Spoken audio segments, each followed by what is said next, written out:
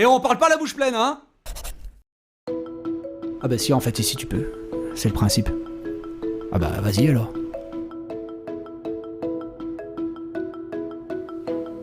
Bonjour à tous et bienvenue dans ce 4e épisode de On parle la bouche pleine.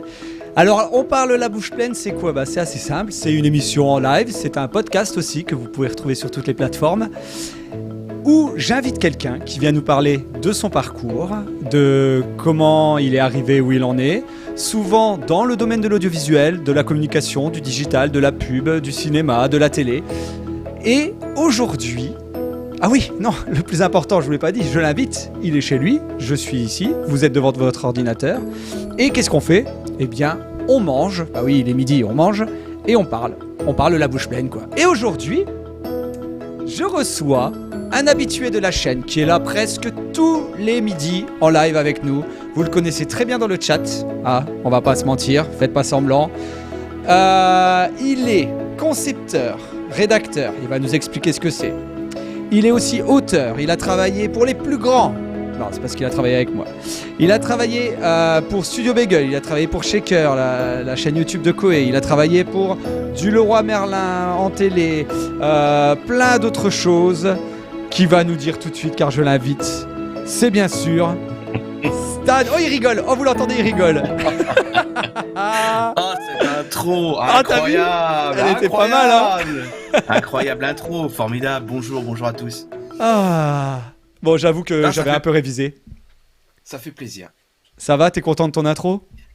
Je suis content, je suis content. Je suis content d'être là. Je suis déçu de n'être que 4e.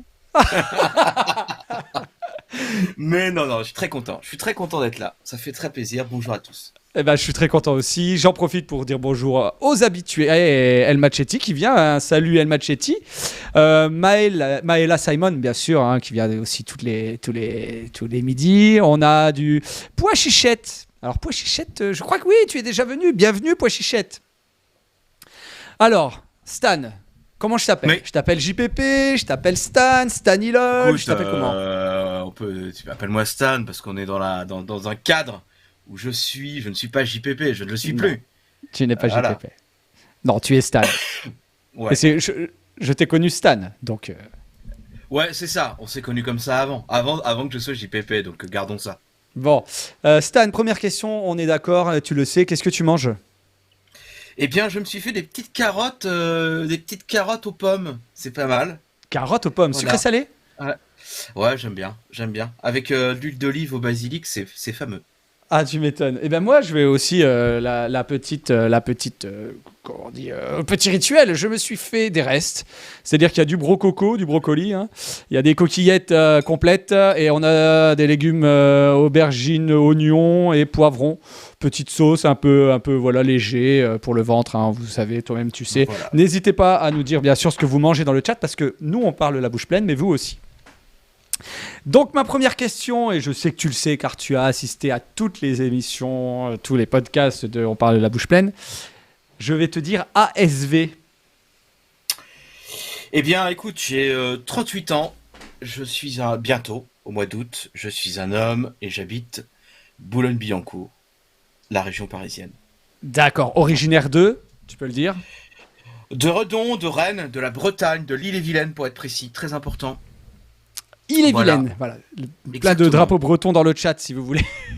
Non, vous êtes pas obligés. Vous êtes partout les Bretons. Je fais pas partie de ces Bretons qui revendiquent un attachement indéfaillible et infini à la Bretagne, c'est cool, mais comme plein d'autres régions pour être honnête.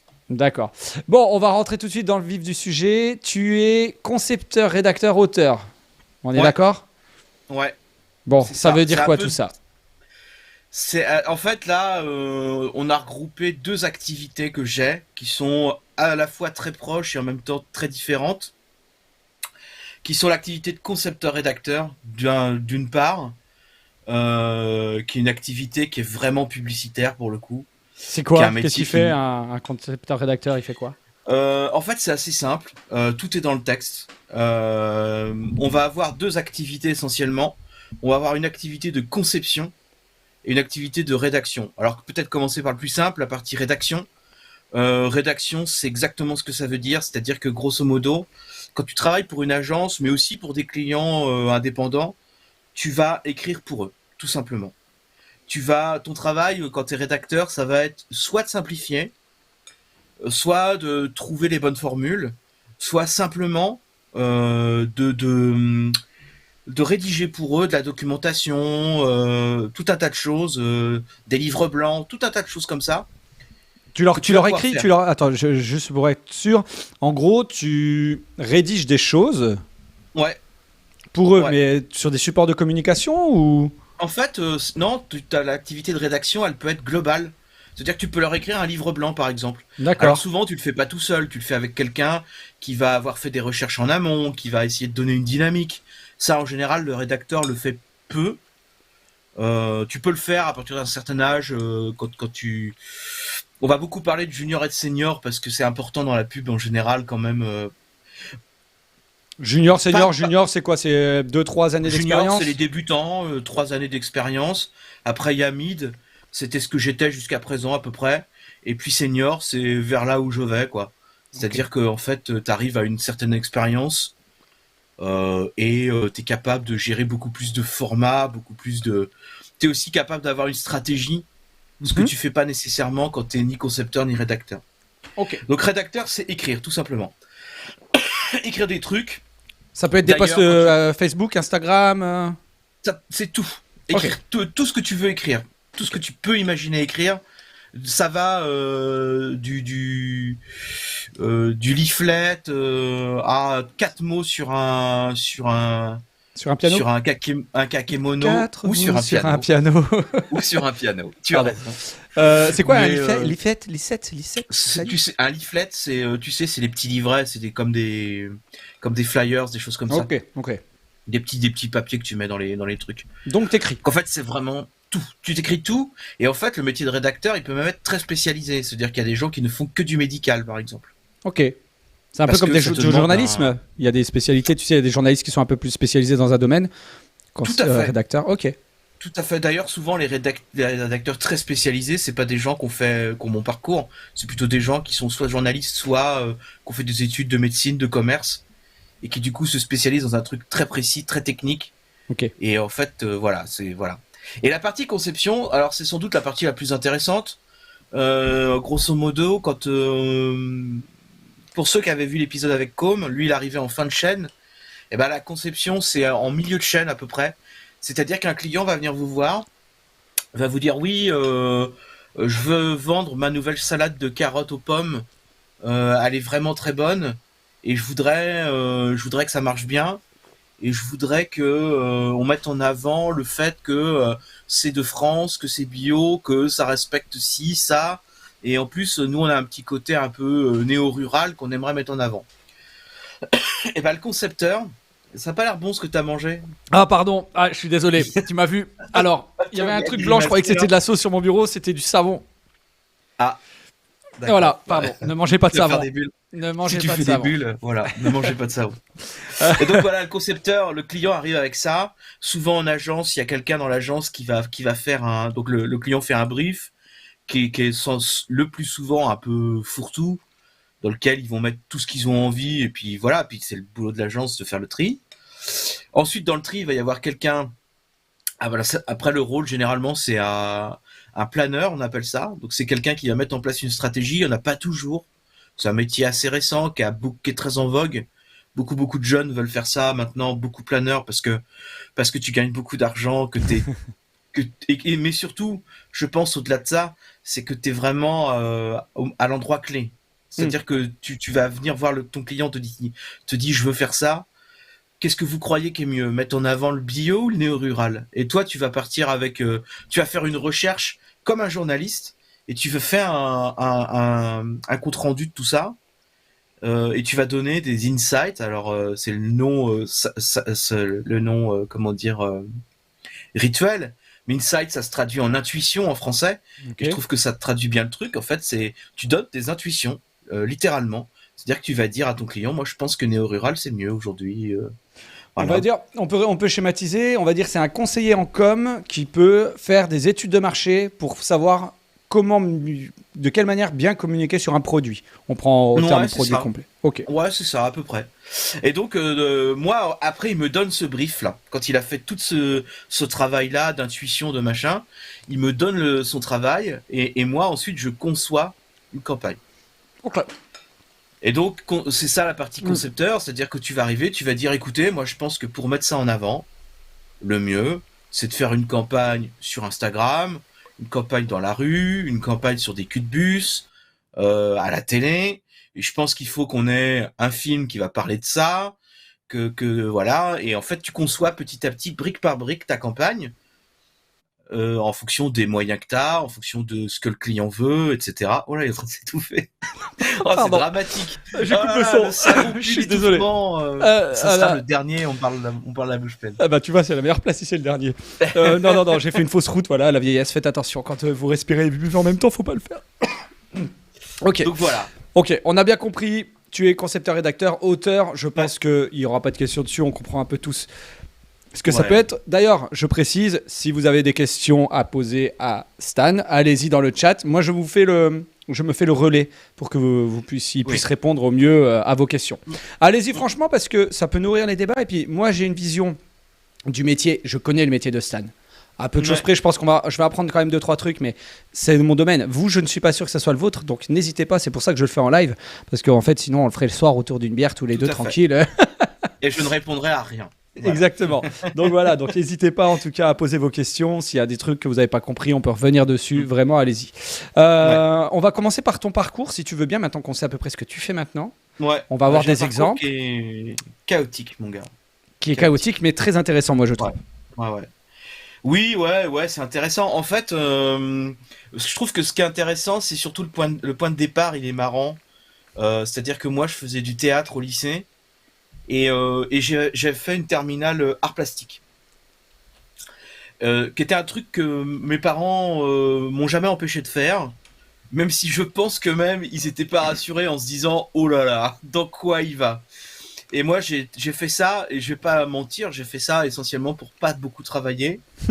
Et je le dis maintenant parce que c'est une constante dans mon parcours. Mais en même temps on peut pas beaucoup travailler tout en travaillant beaucoup. Enfin voilà. Petit préambule. Et donc en fait moi j'ai découvert, donc je faisais du théâtre au lycée, j'en faisais depuis très longtemps, et en fait dans ma tête je me disais pas qu'on pouvait vivre de ça. Du théâtre Du théâtre, ouais. C'est-à-dire qu'en fait j'avais été voir des pièces et tout ça, et je savais qu'il y avait des comédiens, mais il y a un saut à passer entre je sais que ça existe et puis moi qui n'ai pas de famille là-dedans en fait, ni dans l'art ni dans le spectacle.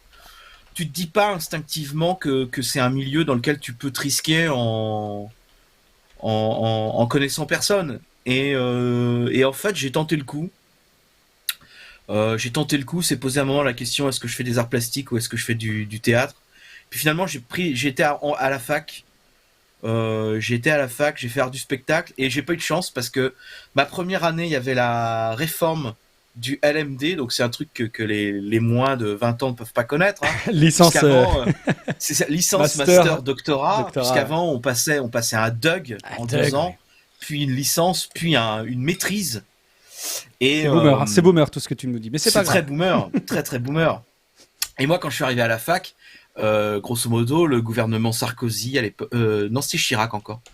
Non, ouais c'était encore Chirac. C'était Jean-Pierre Raffarin, le Premier ministre. Et ils ont dit, on va arrêter le DUG parce que ça sert à rien, 2 ans, c'est de la merde et tout. Et forcément, tous les gens qui avaient fait des études pendant 2 ans, qui comptaient partir avec un DUG, ont dit c'est honteux, etc. Donc en fait, j'ai eu cours, sans mentir, la première année, j'ai eu cours 1 mois. D'accord. Puisque moi, j'étais allé à la fac à Rennes 2, qui est une des facs, pour ceux qui sont amateurs de mouvements sociaux, qui est parmi une des plus dures des facs une des plus dures facs par rapport à ces mouvements-là. Donc j'ai eu cours pendant 1 mois. Donc c'est passé une année où finalement on n'a rien appris. Les 3/4 des gens qui étaient en classe avec moi sont partis de la fac parce que en fait la première année ils étaient pas venus à un cours et du coup ils s'étaient pris un 0 et on leur disait vous allez refaire une année, et tout le monde était là genre ah non quand même pas si et tout ça. Donc bref. Je fais ma 2e année qui se passe très bien, sans problème. Et la 3e année, c'est la réforme du CPE. Et là, j'y cours 3 semaines. Dans l'année. Et donc, ma vie estudiantine, universitaire, c'est moins de 12 mois. C'est moins de 12 mois. Sur 3 ans. Donc, sur 3 ans. C'est sur beau. 3 ans. Donc, comme j'étais à Rennes, ville festive, etc., découvrir un peu la vie. Moi, j'étais un gars, tu vois, qui aimait bien rigoler et tout ça, mais là, tu découvres une vie qui est très différente, qui est une vie un peu d'adulte, quoi. Puis j'avais des copains, voilà, on allait boire des coups et tout. Pois-Chichette s'en souviendra. Ah, Euh, Pois-Chichette, tu te connais de cette époque-là? oui, c'est ma sœur. Ah, ok. Et du coup, Lesra, qu'un copain alors avant, il y a un truc qui est intéressant, c'est que je faisais fac de théâtre, et moi, mon envie, c'était de travailler au théâtre. Et en fait, je fais un stage avec un gars qui travaillait à Lannion, mais qui est un stage à Rennes. Et en fait, on accueille une troupe de théâtre, et en fait, les gens sont odieux. C'est-à-dire qu'en fait, tout était payé, c'est du vrai théâtre subventionné, comme mais le pire des théâtres subventionnés, c'est-à-dire que les mecs étaient très grassement payés pour faire une pièce pas terrible, enfin qui était écrite par eux, mais tout ça c'était un peu magouille, quoi. Et on les accueille pendant 3 mois pour faire enfin le théâtre les accueille 3 mois pour créer leur pièce, donc les décors, la lumière, et puis ensuite ils partent, ils jouent un mois dans le théâtre, et après ils partent en France en tournée, quoi. En Europe, en Bretagne plutôt en tournée, puis après en France. Et donc moi je suis là-bas un mois à peu près. Et en fait les gars sont odieux. Mais vraiment odieux, c'est-à-dire que c'est des demandes qui n'ont ni queue ni tête, des lubies. Et en fait je me dis, si c'est ça le théâtre, c'est pas ça que je veux faire. Mhm. Et mon autre passion, qui était pas le théâtre, qui était le cinéma, je rencontre un copain, enfin le frère d'un copain, qui me dit, tu sais, il y a une école à Rennes qui s'appelle l'ESRA, qui forme au métier du cinéma. Et je suis un peu sceptique, je dis, mais ça forme bien ça, parce voilà, je sors de 2 ans de grève, voilà quoi. Et il me dit, oui, c'est très bien, etc. Le problème, c'est une école privée, donc il faut convaincre tes parents de te payer une école privée assez cher, Coûte un peu, ouais, on peut le dire, hein, qui coûte un peu. très cher, hein, voilà, c'était les 3 ans, c'était 21 000 euros, donc c'est beaucoup d'argent, beaucoup d'argent, et au final, je m'y plais, Ok. bien. En fait, je me rends compte que le cinéma, c'est peut-être plus mon truc, euh, et du coup, je commence comme technicien. En fait, je me rends compte que la lumière me plaît beaucoup, que la caméra me plaît beaucoup, que la réalisation me plaît pas tant que ça. Ouais. C'est pas un truc qui m'emballe spécialement, et en fait très vite, souvent surtout à l'ESRA Rennes, les gens viennent pour faire ou chef-op ou Réal. réalisateur, Ah oui. et c'est l'un ou l'autre. Beaucoup réalisateurs, une partie de ceux qui aiment un peu le cinéma se disent chef-op, et puis après on a monteur un peu, monteur truquiste, et puis après la queue de peloton, c'est les autres métiers. Mais il y a des métiers dont on ne parle jamais, qui sont électriciens, machinistes, qui sont des métiers très importants sur les tournages, que des gars font toute leur vie, en gagnant bien leur vie et tout. Donc l'ESRA passe très vite, hein, c'est 3 ans, on fait plein de petits projets. Je rencontre Com à cette époque-là. Ouais. Je rencontre aussi Charlie, dont on parlera plus Tout tard, à qui fait. était mon co-auteur à l'époque de Shaker. Et donc on fait ça, et on commence, donc on fait 3 ans, et au bout de ces 3 ans, je vais à Paris pour faire des stages et pour commencer une activité de technicien. Pour essayer de taffer. Ouais, c'est Technicien. ça. Lumière, hein, plus, on est d'accord. Plutôt lumière à la base, plutôt électricien du coup. Donc électricien, c'est pas celui qui change les fusibles, hein, c'est celui qui installe les projecteurs, etc. Voilà, c'est intéressant. Oh Maxcu, salut. Ouais. Donc je fais ça pendant 4 ans à peu près, un peu moins. Et en fait, c'est assez dur. C'est assez dur parce qu'on est en sortie de crise économique, que les équipes tournent comment dire, à effectif réduit. Et en fait, je me rends compte d'un truc terrible, c'est que si tu connais personne, c'est grave la merde. Ouais, j'allais dire, il faut être pistonné, il faut bosser un peu gratos au début, Ouais. faut essayer de se faire connaître, de dépanner pour pouvoir ensuite, après, être appelé quand il y en a un qui est pas là et que toi tu fais l'affaire. Donc, on t'appelle sur Ouais. un tournage, tu dépannes, t'es assistant, et voilà. Je dis pas de bêtises, mais. Tu dis t'es tout à fait vrai, c'est-à-dire que en fait, c'est vraiment ça, c'est-à-dire que tu te retrouves à vraiment à faire vraiment des plans de merde au sens premier du terme, c'est-à-dire que c'est vraiment des trucs pourris, des trucs où il y a pas de thunes, des machins où tu dépannes, etc. En disant peut-être que ça va marcher. Et le problème qu'il y a, c'est que quand t'es pas parisien, t'as un loyer à payer, tes parents ils ont déjà payé 21 000 balles ton école, donc ils ont envie que là tu gagnes des sous. Ils se disent c'est cool, mais faut peut-être que tu gagnes des sous. Donc moi j'ai eu la chance de quasiment avoir 25 ans au moment où j'ai fini l'ESRA. J'avais 24 ans, mais en fait il y a eu grosso modo un battement. J'ai eu un très long stage dans une super boîte qui faisait de la prise de vue en hélicoptère.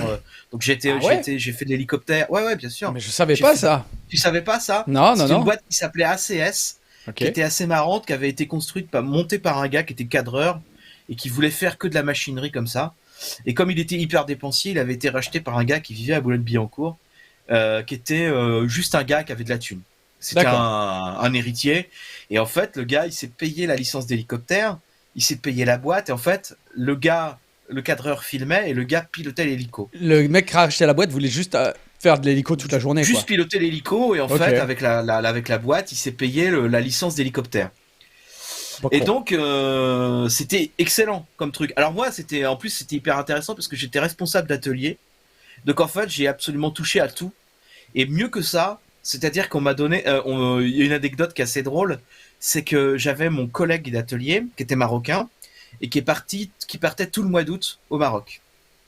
Et pendant le mois d'août, au mois de septembre, début septembre, genre le 3 ou 4 septembre, il y avait Mylène Farmer qui faisait un concert au Stade de France. Ah ouais. Avec une cable cam. Ok. Et donc, nous, notre truc, c'est d'installer les câbles cam. Et il fallait qu'on fasse la captation du concert. Le problème qu'il y a, c'est qu'à l'époque, on filmait pas en 4K comme on filme maintenant. Et en fait, quand tu filmais une caméra en câble cam avec de la 4K, il fallait une fibre optique accrochée au câble cam qui suivait le câble cam tout du long. Le problème, c'est que la fibre optique, si tu fais ça comme ça, elle est morte. Et ta fibre optique, elle est morte, enfin voilà, et en fait, t'as plus de signal, donc c'est fini. Donc il a fallu, on m'a confié, moi qui étais stagiaire, qui avait pas touché, jamais touché une perceuse de ma vie, pour être honnête. Pas beaucoup, j'étais pas très bricoleur, tu vois, à cette époque-là. Je me suis rattrapé depuis, mais j'étais pas du tout bricoleur. Et on me dit, écoute, il faut que tu conçoives le système avec des poulies pour trimballer la fibre optique du câble cam. L'enfer. Et on me dit, avant de partir, parce que tout le monde s'est cassé au mois d'août, moi j'étais tout seul, là-dedans, j'ouvrais les locaux, je faisais les machins, je donnais le matos et tout, c'était passionnant, hein, c'était hyper cool. Et on me dit, il faudra que tu fasses gaffe, parce que si jamais il y a un truc qui se décroche, ça tombe dans le public et ça tue quelqu'un. Ce qui est vrai. Ce qui est vrai en soi. Mais ce que t'as pas envie d'entendre. Et donc on me dit ça, et moi je passe un été à bricoler mon truc qui a fonctionné du coup, hein. C'est grâce à moi qu'il y a eu ce concert de Mylène Farmer en 4K. Et je fais plein d'anecdotes chez ce loueur-là, parce qu'en fait, ils engageaient les gens à presque rien. C'était vraiment des sauvages, quoi. C'est tout ce que t'imagines de mecs du cinéma qui déboulent avec un camion, déballent tout. Et tu te rappelles pas de tout ça maintenant, parce que j'étais à Buc à l'époque, donc j'étais en région parisienne déjà. Et donc forcément, tout ça, il y a peu de gens qui l'ont entendu, parce que voilà, quoi. C'est en fait, à l'époque, j'habitais chez mon oncle en Île-de-France, dans l'Essonne, et c'était assez dur. Donc j'ai fait un stage assez long là-bas, et puis après j'ai passé 6 mois en attendant que j'ai mon RSA. Ensuite, quand j'ai eu le RSA, j'ai pu faire d'autres tournages en vrai électro cette fois. Ça n'a pas été très convaincant, et puis j'ai arrêté le jour où un de mes chefs s'est fait insulter comme un enfant par un chef-op. Comme un enfant. Ah oui, d'accord, ok. Juste au passage, Pochichette, elle apprend aussi des choses, hein, ta sœur. Bah ouais. Et alors, je spoil un petit peu aussi. Vrai électro, c'est cette période-là ou pas? Ah, vous voyez pas. Ah, mon effet. Ouais, c'est cette période-là, c'est la période platane, ouais, tout à fait. Ah, mais alors attendez, parce que là, parce que faut savoir que je m'étais arrêté à un arrêt sur image où Stan, il a fait un peu comédien dans Platane, la série d'Éric Judor. J'ai fait beaucoup de figurations. Ouais. J'avais dû faire 10 jours ou 12 jours de figuration, un truc comme ça. Ah, quand même, hein. Ouais, j'étais présent sur beaucoup d'épisodes. en fond évidemment, mais là j'étais carrément au premier plan, voilà. Ah bah Et là, pour l'anecdote, j'ai essayé à tout prix de mettre une phrase pour être payé en silhouette, et ils ont jamais gardé la phrase pour pas me payer comme silhouette. Donc là, t'étais électro, installer Là les... j'étais électro et c'était un copain qui était régisseur qui m'avait dit on cherche des... En fait c'était amusant, il cherchait des figurants pour faire une équipe de tournage. Donc rien de tel que des vrais électros Mais bien sûr. qui viennent faire semblant d'être des électros parce que voilà, avec une promesse qui était celle de faire renfort si jamais il y avait besoin sur le tournage, qui était une promesse dans le vent parce qu'en fait ils ont jamais eu besoin de renfort. C'est vrai. C'est très classique, ouais, j'ai fait ça des tas de fois. Des tas de fois, j'avais fait un truc pour un film qui s'appelait L'Assaut, qui était sur sur la prise d'otage de Marignane, Ok, pardon, ouais. en 89, je crois, avec le GIGN et tout ça. Donc j'avais fait un truc sur une base aérienne, l'ancienne base d'assaut où ils avaient testé les Mirage 2000. Et donc on avait fait tout un truc là-dessus et la promesse c'était écoute si tu viens ce jour-là au fin fond de l'Essonne, promis si on a besoin on te rappelle. Et j'attends encore le coup de téléphone. Heureusement j'avais un fauteuil, j'ai pu attendre assis, c'était bien. Bon, juste petite parenthèse technique. Emmanuel Aldeguer, si tu passes par là, vous avez bien fait votre... c'est quand même fou Bon ça. boulot. Vous avez bien fait du bon boulot sur... Ah, je suis en gros depuis tout à l'heure, je te laisse parler. Sur Non, MyCanal, parce que regardez, en fait, moi je le vois, vous le voyez pas. Ah bah Alors, oui. est-ce que... Mais comment il brouille?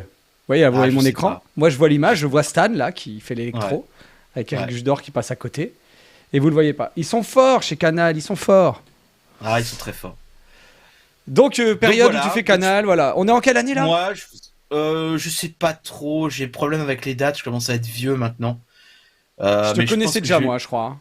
Je pense que j'ai eu mon bac en 2002, donc tu rajoutes à peu près 6 ans. Oh non, plus, non? 6, 7, 8, plus... on doit être en 2010 à peu près. Oui, bah c'est ce que j'allais dire, quand on s'est rencontrés. À peu près quand on a 2010, commencé par à là. Ok. Ouais. Et donc je fais des petits tournages. Donc et un tout peu ça, galère. mais ça se passe- Ah, hyper galère, hyper galère. Je me rends compte que- Excuse-moi, je te coupe, mais Maëla, elle vient de dire quoi? Bac en 2002? Quoi? Bah ouais, bah oui, j'ai 38 ans, hein, j'ai 38 ans. Bac en 2003-2004, moi. Mm. Allez, c'est pas Donc, grave, on est des vieux. Donc vas-y. Ouais, c'est pas grave. Elle avait un an. Ok, on arrête tout de suite, on coupe le live. C'est fini. Maëla avait un an en Bon, bah, 2002. écoute, voilà, après on regarde le beau vécu qu'on a aussi. Exactement. On a plein de trucs à raconter. Ouais. Et donc en fait j'arrête pour une raison qui est assez simple, c'est que en fait je trouve deux gars avec qui monter une équipe d'électro. Donc un gars dont le père est lui-même chef électro, il avait fait Opération Cléopâtre et tout, donc ça marchait trop bien. Et un autre gars qui était à l'ESRA avec moi, avec qui j'étais très copain, qui s'appelait Eric. Et en fait, Eric a une petite fille et décide de rentrer dans son Calvados natal. Voilà, la base. Et l'autre, sentant que c'était difficile, dit je vais plutôt aller bosser avec mon père. Et donc en fait l'équipe s'écroule et je me dis bon ça suffit. Il y avait ce gars qui s'était fait insulter mais vraiment comme une merde. Vraiment comme une merde quoi. Pour des raisons qui étaient absurdes, qui étaient une trace de pas sur une plaque de polystyrène. Enfin bref, l'histoire est vraiment grotesque quoi. Et je me suis dit écoute, sur un réflo. Sur un réflo, ouais. Ah ok d'accord. Ouais. Qui était un réflo de backup, hein, qui était même pas celui qu'on mettait en. C'était complètement au cas où. C'était vraiment pour le plaisir de gueuler. Je me suis dit, est-ce que c'est vraiment ça que j'ai envie de faire? Pas vraiment. Tu m'étonnes. Donc j'ai arrêté. J'ai travaillé pendant 1 an et demi, je crois, à peu près, à Monoprix. Avec Charlie. À Boulogne-Billancourt. À Boulogne-Billancourt. Parce que Charlie, lui, il avait travaillé un tout petit peu à Canal+. Mais il avait eu, lui, la même contrainte, hein, qui était de gagner des sous assez rapidement. Et il n'a pas eu spécialement ni l'occasion, ni vraiment... Enfin, il n'a pas eu d'occasion pour pouvoir travailler. Donc il a pris un job. Et de job partiel, c'est devenu son job finalement. Donc on a travaillé là-bas pendant quelques temps. Et en fait, il se trouve qu'on a commencé à écrire ensemble. On a commencé à écrire ensemble différents programmes. Parce que en fait, c'est un truc assez amusant. C'est que quand on était à l'ESRA, quand on a commencé à l'ESRA à peu près, YouTube arrivait en France. Mm-hmm. Et on commençait seulement à entendre parler de gens comme Norman, comme il s'appelait Cyprien, l'autre là, Hugo. Hugo. Ouais, donc vraiment des gens qui aujourd'hui, voilà, sont vraiment des. Alors après, bon, peut-être pas Norman, mais voilà, passons pour lui. Non, mais à l'époque, si tu veux, ces gens-là, on les avait regardés. Moi, j'étais en section cinéma et on les avait regardés avec un peu de dédain. Ah bah je En confirme. mode, qu'est-ce que c'est que ces gens-là, ces types qui se filment avec une caméra à ta mère et tout. Bon, bref. Il se trouve que 10 ans plus Limite tard, un peu, c'est de la merde. De toute façon, ça va s'essouffler. ça Il marchera y aura pas, ça marchera exactement. pas. Nous, tu sais que quand même avec Com, je me rappelle de ces discussions où on s'est dit, on se lance sur YouTube à 100%, mais non, il y a déjà Golden Moustache et Bagel, ça marchera jamais. Putain, d'ici Ouais, depuis, il y a des gens qui ont monté des empires de production audiovisuelle. Ils sont arrivés 5 ans après. Mais bon, des fois t'as le pif, des fois tu tentes, t'as pas envie, tu tentes pas. Des fois t'as pas, et là on se dit, je pense qu'on a raté quelque chose. Et donc on a commencé à écrire ensemble des sketchs essentiellement, différents programmes. Donc on en avait plusieurs. On avait un truc qu'on avait appelé les archives secrètes de l'histoire mondiale, Qui qui sont était un encore truc, sur YouTube d'ailleurs. Hein. ouais, il y en a encore deux, ouais. Et en fait, mais c'est les deux moins bonnes, c'est dommage. Parce qu'en fait, on s'était pas équipé. Ça, c'est un truc qui est vraiment important, comme il en parlait la dernière fois, et je pense qu'il a raison. Quand on veut, comme vraiment faire un truc, quand vraiment on veut commencer à faire quelque chose, faut quand même investir un petit peu au début. Et nous, avec Charlie, on voulait pas investir, donc on montait avec l'ordi de sa meuf, pas de disque dur dédié. Donc c'était mon disque dur, qui était un disque dur qu'on branchait sur secteur, qui était un disque classique. Et en le mettant dans mon sac un jour, avec cet épisode qui était incroyable, je rentre chez moi et le disque marche plus, quoi. Oh non. Donc les rushs qu'on trouvait de ci de là, parce que le but des archives, c'était de prendre des vieilles images et de raconter un truc débile derrière. Donc on avait fait. Comment je trouve sur un YouTube, je tape quoi? Au passage, salut El Colado, je suis avec JPP, donc Stan. Salut El Colado. Concepteur, rédacteur, n'hésite pas à poser des questions. Comment tu peux trouver ça? Je sais pas si ça existe encore. Non, là je trouve pas là. Vous avez pas une obscure chaîne YouTube Si, il y avait une chaîne qui s'appelait Stan et Charlie, je pense que c'est dessus encore, mais voilà. Et donc on avait fait ça, mais le problème c'est que les gens pensaient que c'était vrai. C'est-à-dire qu'on avait fait un truc sur l'opération Fortitude, qui est un truc pendant la Seconde Guerre mondiale, où en fait l'armée anglaise va gonfler des ballons en forme de tank pour faire croire à l'aviation allemande qu'il y a des milliers de tanks dans le sud de l'Angleterre. Mais nous, vous écriviez du fake. C'est ça, vous C'était du fake, ouais. Et nous, on racontait ça comme s'ils avaient organisé un Interville, tu vois. Et en fait, les gens nous disaient, ah bon, mais c'est incroyable que De Gaulle ait fait ça en mode c'est un village vacances et tout. Et les fake news, c'est vous. Les fake news, c'est vous alors. C'était nous, ouais, c'était nous. Et le pire, c'était le second qui était sur le pape, l'élection de Jean-Paul II. Et en fait, comme l'élection de Jean-Paul II, c'est pas un truc qui parle à grand monde, et même les élections de pape, on en avait un petit peu plus, ça, depuis. Mais à l'époque, on n'en avait pas forcément vu des tonnes. Les gens nous disaient, c'est pas vrai, que machin et tout ça, que ils s'embrassent en arrivant, qu'ils doivent se mettre d'accord sur quel vin ils vont boire avant le repas. Enfin bref. Et donc on s'est dit, bon, c'est peut-être ça marchera pas. On s'est dit, peut-être ça marchera pas. On avait fait un truc qui s'appelait Chris. Oui. Chris, dont tu as fait partie, hein. Oui, tu as été le deuxième Chris. Chris. C'est vrai que j'ai été le deuxième, et j'ai tourné aussi j'étais là au tournage du premier Chris. Tu étais là pour un on avait tourné dans les. C'est cet épisode avec Carole Huchitla. Oui, c'est ça. Ouais, c'est celui-là. Max. C'est celui-là. Voilà, ça sortira jamais. J'ai pas eu le temps, j'avoue, mais à culpa, de prendre des scans du magazine que vous aviez fait pour vendre le concept à des prods. C'était très drôle le magazine. La vidéo un peu moins. Ah ouais, t'as regardé la vidéo? J'ai pas tout regardé. Je l'avais déjà regardé. Je l'ai encore. C'est rude. Il y a des blagues un peu moyennes. Ouais. Bon, après, il faut dire aussi que c'était il y a plus de 10 ans, il y a 10 ans, un peu moins. L'humour était pas le même. Et je pense tu veux pas qu'on le montre, on est d'accord. Hein. Non, vaut mieux. Okay. En fait, le truc, c'est pas que je veux pas le montrer, c'est que c'est pas drôle. Et en fait, il y aurait rien à en tirer, si ce n'est l'enseignement qu'à un moment donné, il faut investir quand même dans quelque chose. C'est pas parce que c'est pas drôle qu'il faut pas le montrer. Tu vois ce que je veux dire? En fait, oui, non, mais c'est un peu, il y a des blagues un peu racistes, quoi. Aujourd'hui, c'est raciste. À l'époque, c'était moyen. À l'époque, c'était un peu osé. Oui. Les gens faisaient oh. Là, aujourd'hui, la mentalité évolue. Je pense pas que Chris a bien vieilli. Donc, merci, c'est moi, Chris. C'est pas très utile. Ah, tu vois, le premier avait été horrible. Horrible histoire, hein, d'un type casté dans un bar. Je vais juste vous montrer la gueule de Chris, c'est lui. C'est le deuxième Chris, donc c'est moi ça. Chris, ouais, c'est ça. Je vais pas vous montrer. Si, je peux peut-être faire ça. Sans son. Chris à la rencontre des stars. Voilà. Et Tu pitches un peu, ouais. Ouais. Bah en fait, à la base, avec Charlie, on écoutait beaucoup Europe 1.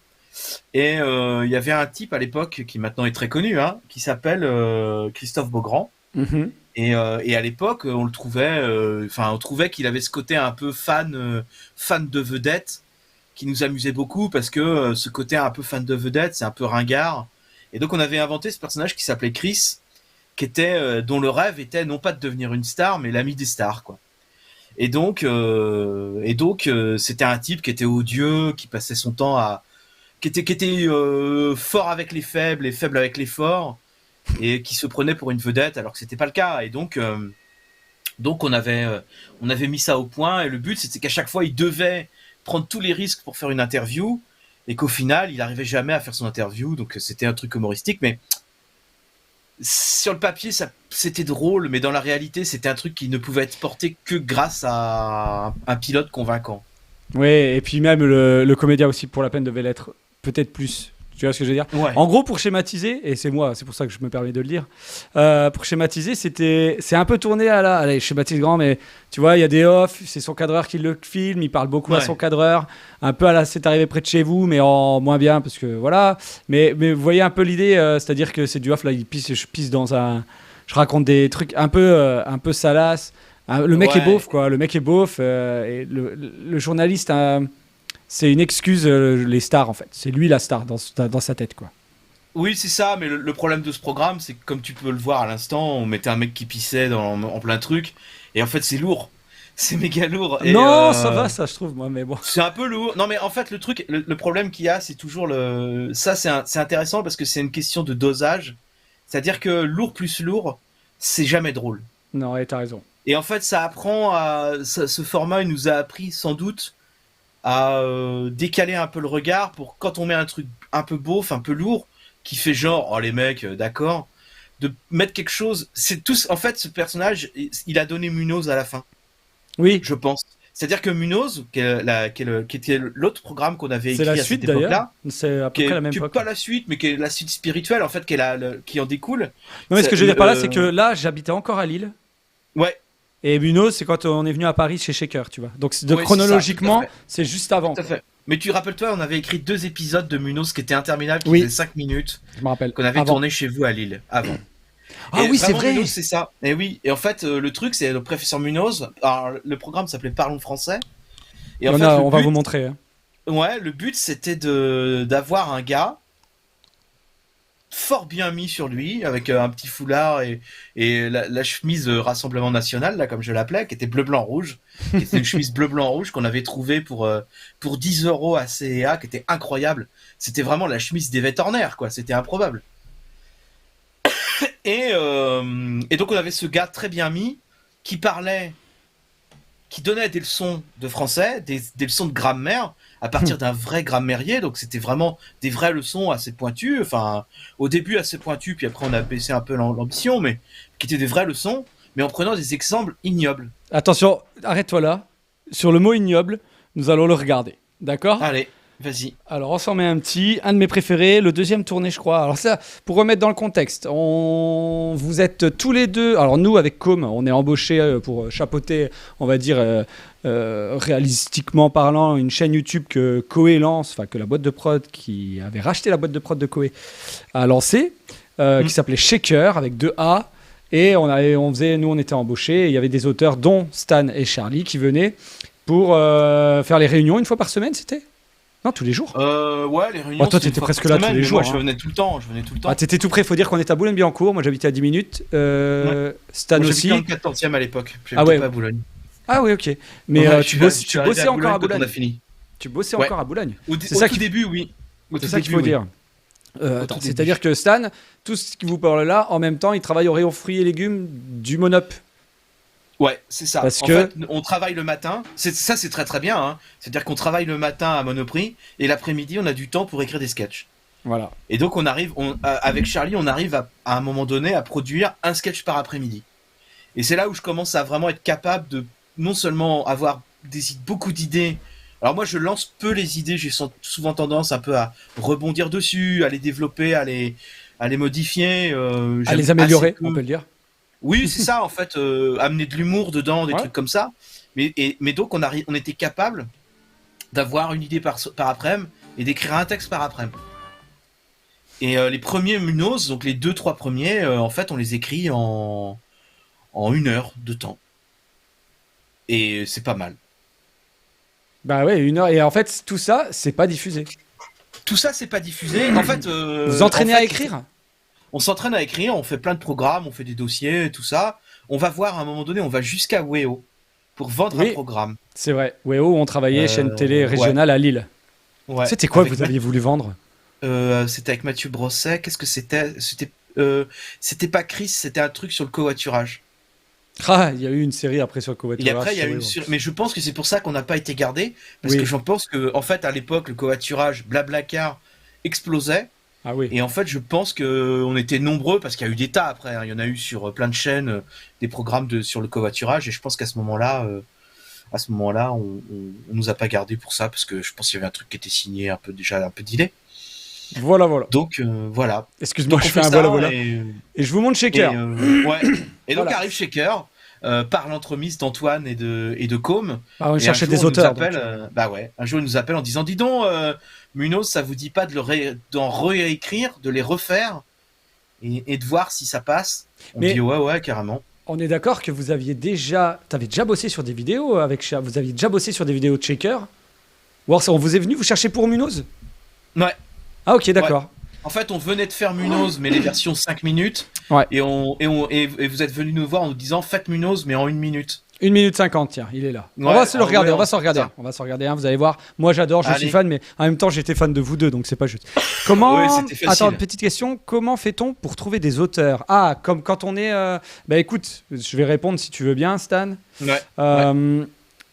Là, on était, nous, ils nous embauchaient parce qu'on avait fait des vidéos pour une émission qu'ils produisaient pour France 4. On faisait une émission journalière, des vidéos, des parodies. Et du coup, eux, ils nous ont pris en tant qu'auteur réel, leader, on va dire, comment on peut, showrunner un peu.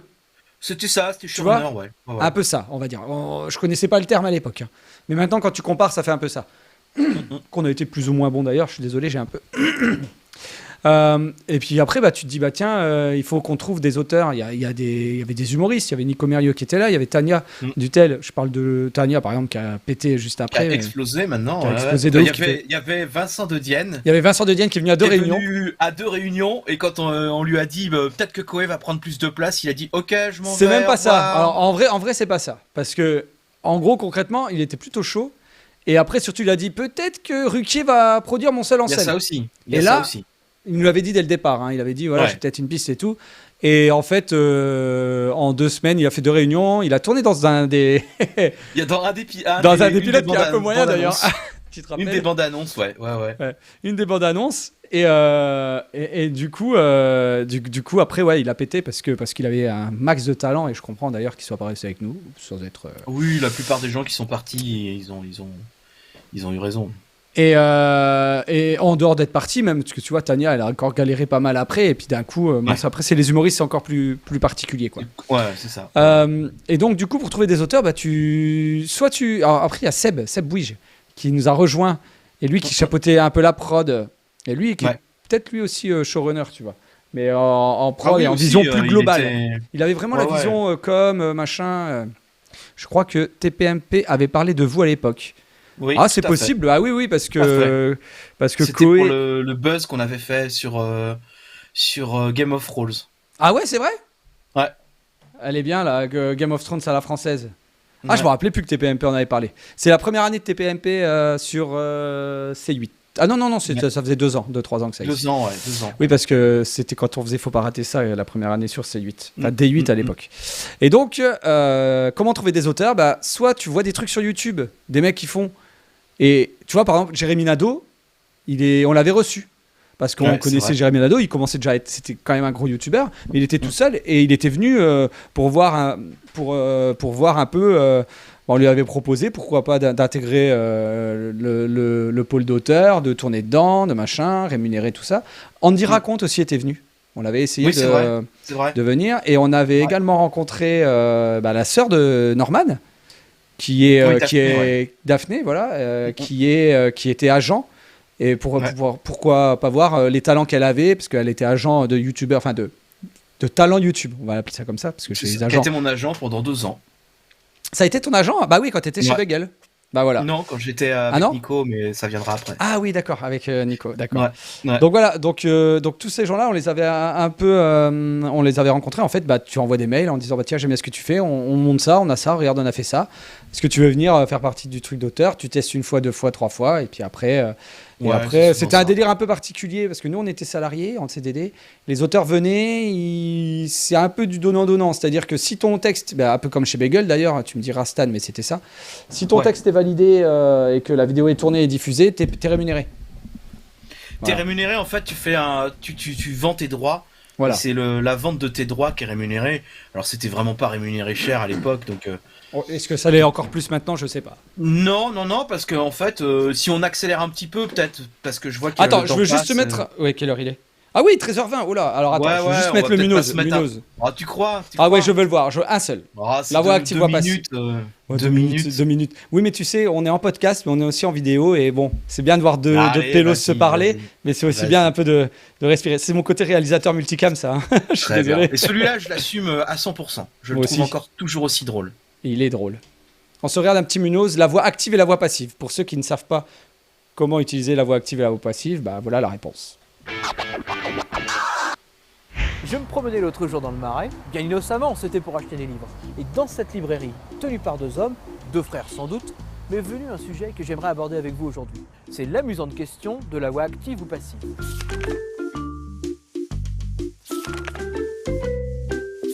Ah, voilà un exemple. Fabrice, fils d'un travelot. Quoi de plus ordinaire que cette phrase? Et oui, la voix active, c'est la voix qu'on utilise le plus souvent. Chaque mot est à sa place. Fabrice, le sujet, est celui qui agit, et le travelot est son objet.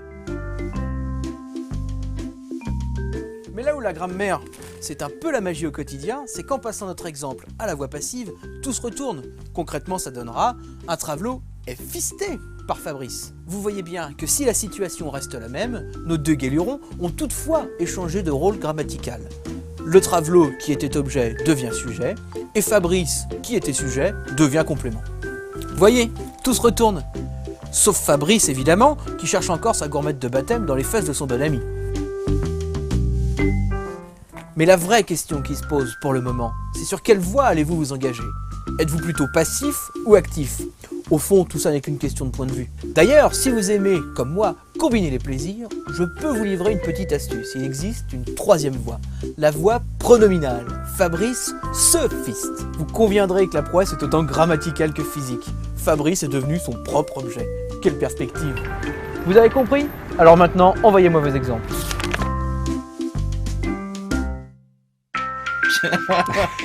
C'était quand même bien. C'était drôle. Moi, je trouvais ça marrant, moi. C'était drôle parce que l'ambiguïté du professeur Munoz était géniale. Bah oui. Il avait tous les défauts. Il était menteur, voleur, vicieux. Un peu pervers. On lui faisait faire on lui faisait faire ce qu'on voulait. Et en même temps, comme il avait cette espèce de foulard, c'était marrant, quoi. C'était drôle et du coup, ça s'est vite estompé puisque en fait, ça collait pas trop à l'esprit de la chaîne, pour être honnête. Donc voilà, ça s'est gentiment estompé, mais chaque heure ça a eu un mérite. Ça a été celui de pondre beaucoup d'idées et d'écrire beaucoup très vite. Puisque quand on a commencé chaque heure, on avait l'obligation de faire 3 vidéos par semaine. C'est vrai. Autant dire que arrive un moment donné où tu commences à te dire le soir de quoi on va parler. Qu'est-ce qu'on va faire, Qu'est-ce qu'on va faire? On les sortait pas toutes d'ailleurs. Non, en fait on a très vite levé le pied. Mais bon, c'est vrai que moi je pense que j'étais un gros contributeur de Shaker. Oui. Avec JB par exemple, tout ça. C'était marrant, ça a permis de devoir écrire vite, d'écrire beaucoup, essayer de plaire à un public. Parce qu'en fait, quand on est arrivé avec Charlie, on arrivait avec nos idées et on se disait le public s'adaptera à nos idées. Ah oui, c'est Et à un moment donné, on s'est rendu compte que la réalité était un peu inverse. C'est-à-dire qu'effectivement, il faut que tu viennes avec un univers, mais qu'à un moment donné, si ton univers il plaît à personne, bah tu resteras tout seul, puis t'intéresses personne. Donc c'était une courroie d'entraînement qui était pas évidente. Et puis Shaker étant ce que c'est, on sait comment ça s'est terminé, pas très bien. Petit à petit délaissé par la boîte de prod. Koei a essayé de faire de reprendre de temps en temps le truc, mais en même temps, comme il était trop tard, les gens avaient pas envie, puis lui en même temps il se sentait mis exclu du truc, donc forcément il y avait une espèce de ressentiment, ça payait pas bien. Bah, s'il y avait pas, il y avait pas de, ouais, et puis les vues étaient là. À l'époque, en fait, on s'était dit, ouais, on va pouvoir, comment dire, Faire mieux. Faire mieux que les autres, concurrencer un peu. Ils voulaient faire un Golden ou un Bagel, quoi. Mais non, ça prenait pas. Après, on a quand même une paire de vidéos qui ont bien pris. Il y a eu des beaux succès, ouais. Il y a eu des beaux succès. Le problème qu'il y a, c'est qu'on est resté dans une dynamique de rentabilité jusqu'au bout. Et puis la fin, ça a été de faire venir des réalisateurs. Alors d'abord des auteurs qui, à mon avis, étaient pas bien intégrés dans le pool d'auteurs. Ils arrivaient avec leurs trucs, mais un coup sur deux, ça tombait à plat, puis c'était pas intéressant. Et surtout, ils ont commencé à faire venir des réalisateurs venus de l'extérieur. Puisque oui, c'est vrai. Peut-être pas trop toi, mais si, remarque, toi, t'avais déjà commencé à voguer vers d'autres horizons, mais Com surtout. Com est parti clairement pour se mettre à fond dans la réalisation. Eh oui. Moi, je voulais faire plus que comédien, et en même temps, après, moi, une fois que le CDD était terminé, moi, j'ai continué à jouer, en fait. Ouais, c'est ça. Je venais jouer dans les vidéos parce que. Ouais. Et je crois même gratuitement d'ailleurs. Mais j'ai pas souvenir du coup, on a commencé à réaliser nous-mêmes et c'était intéressant, mais c'est vrai qu'ils ont ramené des gars qui étaient réels, qui connaissaient rien à YouTube. Et du coup, il y a eu beaucoup de friction et le dernier qui était en manque de temps ou je sais plus quoi là, temps de téléchargement, qui a été ma dernière vidéo, qui a été saccagée par le mec qui réalisait, qu'on avait rien à foutre et tout, dans laquelle tu joues avec Son Goku et compagnie. Ah, un dimanche de merde. Un dimanche de merde, c'est ça. Qui était au final un condensé de culture un peu geek comme ça se faisait à l'époque. Oui, mais on a la voix de Sangoku dans la vidéo. On a la voix de Sangoku, tout à fait, voilà. Mais bon, il y avait trop de trucs qui étaient chiants, qu'on fait que je suis parti. Et à la même époque, en fait, Studio Bagel il y a une phase intéressante de sa croissance, puisqu'en fait, la période faste du public de Studio Bagel est derrière. Dans le sens où, à cette époque-là, Poulpe et Alison Wheeler, ils font la météo sur Canal, au grand journal. En fait, les gens explosent, en fait. Il y a, comment il s'appelle, Greg Guillotin qui s'éloigne un petit peu. Il y a Ludovic qui commence à faire des films, commence à faire du long métrage, comme comédien. Hein. Et donc, en fait, il reste les restes. Et oui, Jérôme Niel, évidemment, qui est dans son truc. Et il reste un peu les seconds couteaux, c'est-à-dire, mais qui sont adorables. Hein. Moi, j'ai toujours été. Oui, et puis qui depuis ont quand même pas mal pété aussi. Tu vois ce que je veux dire? Oui, mais vraiment, moi, j'ai toujours été bien accueilli. Ça a toujours été des gars sympas, des gars et des meufs hyper sympas. Ils ont jamais été chiants ni rien. Franchement, ils ont toujours été hyper cool. Toujours hyper cool. Ça a toujours été des grandes claques dans le dos, on se marre, on rigole et tout.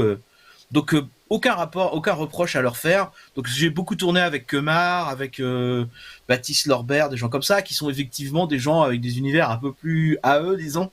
Ouais, bien sûr. Qui perçaient beaucoup moins. Et en fait, ce que j'ai pas du tout aimé dans cette expérience Bagel, c'était l'ambiance un peu Canal+, finalement.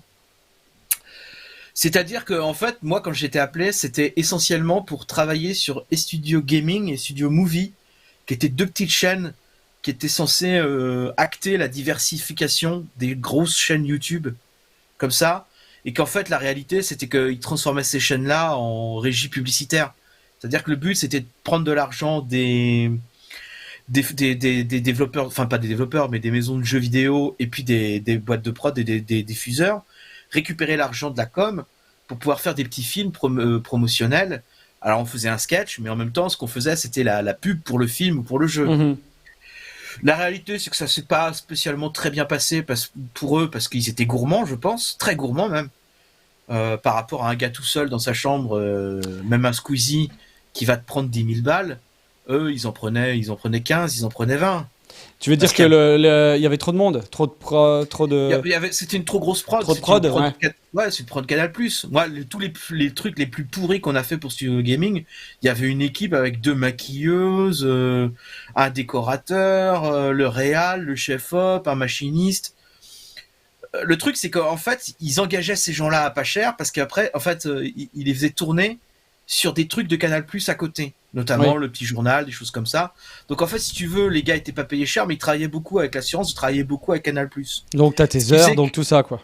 C'est ça, ce qui faisait qu'ils étaient extrêmement chers, pas du tout concurrentiels, et puis que Mar, Baptiste Lorbert, tous ces gens-là, ils avaient pas envie de faire ça, tu vois. Et Ils d'ailleurs, avaient pas envie. comment ils étaient intégrés, eux ils étaient payés au cachet quand ils jouaient, au cachet d'auteur. Ça, j'ai jamais su. T'as jamais su. Ça, j'ai jamais Ça su. nous Je pense regarde qu'ils pas, étaient là. salariés. Je pense qu'ils étaient salariés. Hmm. À mon avis. Et ils étaient salariés, ils touchaient une prime quand il y avait une OPSP. Ouais. Bon, un peu Voilà. comme et moi chez Shaker, mais nous on n'avait pas de Ouais, prime. c'est ça. C'est ça. Ouais, je Et vois donc ce que en tu veux dire. fait, arrive un moment, moi j'arrive à un moment donné où il y a ces 2 chaînes qui arrivent, ils prennent plein de gens venus d'extérieur. Donc toi t'arrives forcément, tu dis oh putain Studio Bagel. Faut se Trop rappeler bien. parce que c'était Studio Bagel Ah, à l'époque. c'était Hein. big, Je veux big. dire, c'était le pape qui t'appelait quoi. On te Ouais, disait clairement. machin. Voilà, moi voilà, j'ai vu croiser Lorenzo une fois, qui est le patron, qui était le patron, il l'est plus. Lorenzo Qui était Benedetti, c'est lui qui a monté Studio Benedetti, Bagel. Ouais. voilà, qui est un mec qui pèse dans le digital français, Oh, grave. qui te croise, qui te dit je suis trop content que tu sois là et tout. Tu ressors de là, mon gars. Tu dis allez vas-y, Théo. Et en fait, j'ai pas du tout aimé l'ambiance qui a été créée par rapport à ça parce qu'en fait, il y avait plein de gens, dans mon cas, qui arrivaient de structures autres et qu'en fait, qu'on commençait à jouer des dents, à jouer des coudes, jouer du couteau, à avoir des comportements un peu hautains, déplacés. Alors que la réalité, c'est on nous a toujours promis d'être sur Bagel, mais Mm. la réalité, c'est que c'était une méthode canal, c'est qu'on te dit tu seras sur Bagel, mais la réalité, c'est qu'on aurait été que sur les 2 petites chaînes et que à moins d'avoir un coup de Ou peau alors, monumental. ouais, ou alors au fur et à mesure, tu vois, après t'aurais peut-être qu'en restant un peu, tu peux aussi, tu sais, Canal, hein, Sans parce que doute. Bagel puis Canal a quand même un pôle d'auteur, Ouais. je sais plus comment ça s'appelle, mais où il y a les Yes Vous Aime et certains Oui, tout qui ça, viennent bien de. sûr, bien sûr, Donc bien ça sûr. se trouve, ça aurait pu, tu vois, mais Ça après aurait faut pu, aussi. mais l'ambiance m'a pas trop plu et je pense que ça a été assez intéressant en termes de structure, de voir comment des gens pouvaient réagir aussi à ce niveau-là. C'est-à-dire qu'en fait, il y a des types qui sont prêts à tout, quoi. Et ça m'a appris un truc surtout, c'est comment réagir face à ces gens-là et quelle attitude tu dois aborder. Moi, quand on était à Shaker, j'étais très franc du collier. Quand j'avais pas d'idée ou que c'était la galère, je le disais. Je disais ah c'est un peu la galère, machin. Et en fait, j'ai appris là-bas à devenir une espèce d'escroc, quoi. Une espèce d'escroc en disant mon gars, je suis sur un projet, aïe aïe aïe. Super idée de vidéo, et puis il y a Oh rien, là ça, là, tu veux dire. oh là là, je peux pas t'en dire plus, mais franchement, quand ça va être fait, ça va être fait. Et tout le monde disait ça, je peux pas t'en dire plus, ou c'est avec machin, mais Oui. c'était que ça. Donc ça a été Ouais. assez formateur, mais j'y suis pas resté très longtemps, j'y suis quand même resté 2 ans. Ouais, ouais, Mais ouais. la réalité, Combien de c'est vidéos qu'en t'as faites en 2 ans? bah, en À peu réalité, près. très peu. Ouais. Honnêtement, j'en ai fait 5, je pense. Oui, donc Donc, ils traînent un peu partout et. Ouais, À j'ai eu l'époque. de la chance d'avoir des petits cachets de comédiens avec eux, parce que je faisais de la comédie à côté.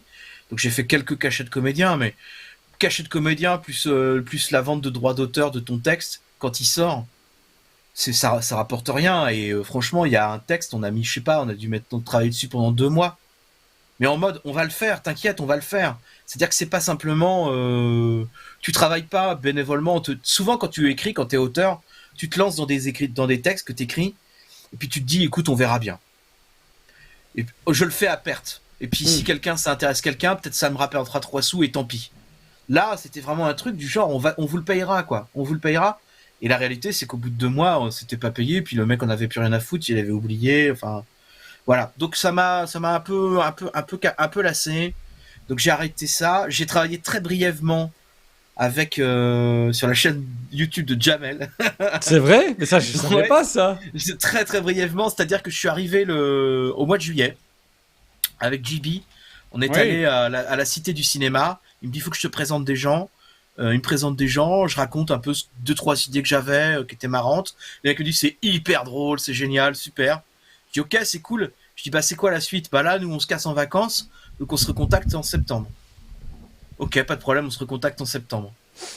Le 1er septembre, il y a une espèce de réunion, il y a Jamel qui dit, mais c'est encore ouvert ce truc, vous me vendez tout ça. Et donc, moi, j'étais là, prêt à attendre. Attends, comment ça s'appelait? Ah, je sais plus. C'est pas le truc où il y avait Fred Testo? Ah non, c'est pas ça. C'est pas Yuzu et je non, sais pas quoi là. Dimsum. Dimsum. Non, ça c'était la chaîne de Fred Testo. Ouais. Ouais. Et ça c'était quelque chose aussi. Donc à ce T'y allé? moment-là. T'as bossé pour Dimsum? Non, j'ai pas travaillé pour eux. Faut pas exagérer.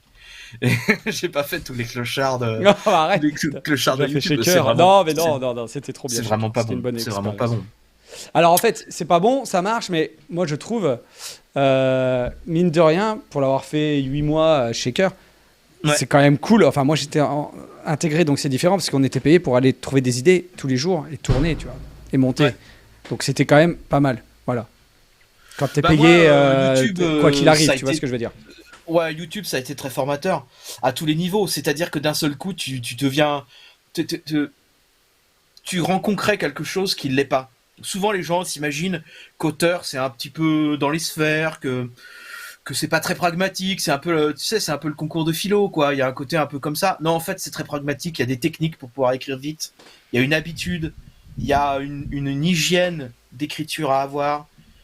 Ça t'apprend aussi ce qu'il faut mettre en avant ou pas. C'est-à-dire que faut pas oublier un truc, c'est que être scénariste, parce qu'on dit auteur parce que ça fait chic, mais on est scénariste en l'occurrence, ou auteur de sketch, quoi. Oui, Donc auteur de il y a sketch. y a rien de noble entre guillemets là-dedans. Donc faut pas oublier que tu fais pas de la littérature, qu'il faut être efficace, qu'il faut avoir un sens de la formule. Il y a beaucoup de gens qui en général se disent ah ouais, je pourrais jamais faire auteur parce que ça. La réalité, c'est qu'il y a deux trucs à travailler, c'est ton sens de la formule et la rapidité à laquelle tu écris. Et ça, il y a que ces deux éléments-là qui te permettent, quand tu es auteur, de vraiment travailler. Parce que en fait, moi, tu vois, j'ai travaillé pour TF1 récemment sur un programme. Il y a des auteurs. Donc on écrit un programme pour TF1, qui est un programme publicitaire. Il est un peu plus que publicitaire, puisqu'en fait, il s'agit de faire la promotion de, comment dire, d'un objet ou d'une technique qui peut être promue par le roi Merlin. Donc si tu veux, c'est vraiment de la pub. Et les mecs écrivaient ça comme s'ils écrivaient Citizen Kane, tu vois. À un moment donné, tu peux pas. Et les gars viennent te dire ouais, mais on gagne pas assez. Bah tu dis bah non, mais c'est pas que tu gagnes pas assez, c'est que tu travailles pas assez. Il faut apprendre à être économe, quoi. Ouais, Ouais. par rapport au métier d'auteur, Maëla Simon, elle a une question. Est-ce que tu avais une espèce de squelette, un modèle que tu pouvais Non. remplir pour écrire? Tu vois ce que je veux dire? Non, en fait, souvent, alors on l'a fait pour Minos, par exemple. On le faisait pour des programmes comme ça, où on avait des squelettes. Attends, je te perds un peu, quitte pas. Ah, comment ça tu Ah me non, perds c'est bon, le son était Je très m'éloigne. robotique. C'était les Daft Ah, Punk. D'accord. Mais non, en fait, tu peux faire travailler avec un squelette, mais je trouve que ça donne des pas très bonnes habitudes. C'est intéressant quand tu as vraiment un programme où tu sais que à 2 minutes tu vas faire ça, puis à 3 minutes tu dois faire ça. Quand il y a des contraintes. Mais s'il n'y a pas de contraintes, vaut mieux pas faire de squelette. Vaut mieux plutôt trouver un ton et une mélodie. Après, je dis ça, mais chaque auteur a sa méthode. Bah Au justement, c'est quoi ta méthode? Comment t'écris un sketch là, le programme par exemple, on va dire. Le roi Merlin TF1, c'était le truc avec les maisons de Nico ou c'est autre chose? Ouais, c'est ça, ouais, tout Ok. à fait. Donc ça s'appelle c'est pas du côté de chez vous, mais c'est un peu le même Non, délire, ça un peu s'appelle écolo. Habitons demain. Voilà, sur les Habitons habitats de demain. demain. C'est un peu Ouais. en mode podcast.